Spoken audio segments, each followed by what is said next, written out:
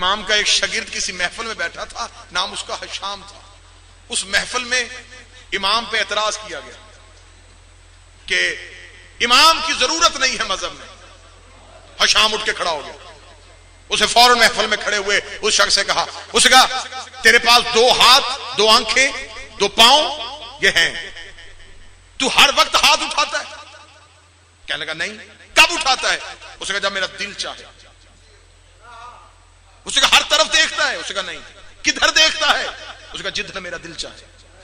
اس نے کہا ہر طرف منہ کر کے چلا جاتا ہے؟ کہنے لگا نہیں. کہاں جاتا ہے؟ اس نے کہا جہاں میرا دل چاہے. اس نے کہا اللہ نے تیرے اندر تیرے دل کو تیرا امام بنایا ہوا. جب تیرا بدن بغیر ایک امام کے نہیں چل رہا تو اتنی بھری کائنات بغیر امام کے کیسے چل رہی ہے؟ یہ جواب دیا. اب آج کے دور کے شیعوں کے لیے ایک مسئلہ بتانے لگا ہوں. جواب دیا پیر حبیب شاہ جی. مجمع میں سکوت طاری ہو گیا. کسی کے پاس اس جواب کی رد نہیں تھی. اس نے گھوڑا دوڑایا, امام کی بارگاہ میں آیا, گھوڑا باندھا, سانس پھولا ہوا دوڑا, قدم ہو گیا, مولا آج میں تیری وکالت کر کے آیا, مولا آج جینے کا مقصد پورا ہو گیا, مالک آج سرخرو ہو گیا, مولا ایک ایسی محفل میں تھا جہاں تیرے دشمن تھے, مالک انہوں نے سوال کیا, میں نے جواب دیا, مولا کیسا جواب تھا؟ امام مسکرائے, اس کے سر پہ ہاتھ رکھا, امام نے فرمایا یہ جواب تو نے کہاں سے پڑھا تھا؟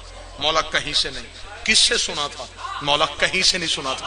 امام نے فرمایا تو نے پھر بتایا کیسے؟ اس نے کہا مولا جب اس نے آپ کے خلاف بات کی بس مجھ سے برداشت نہیں ہوا, میرے جسم میں بجلی کی سی جھٹک ہوئی, میں اٹھ کے کھڑا ہو گیا, بس مولا میرا اٹھنا تھا, جواب خود بخود زبان سے جاری ہو گیا, مولا خود بخود میں نے بولنا شروع کر دیا. امام نے حشام کا ماتھا چوم کے کہا جب بھی ہمارا شیعہ دشمنوں کے درمیان ہماری محبت میں تڑپ کے اٹھتا ہے, اٹھتا وہ ہے جواب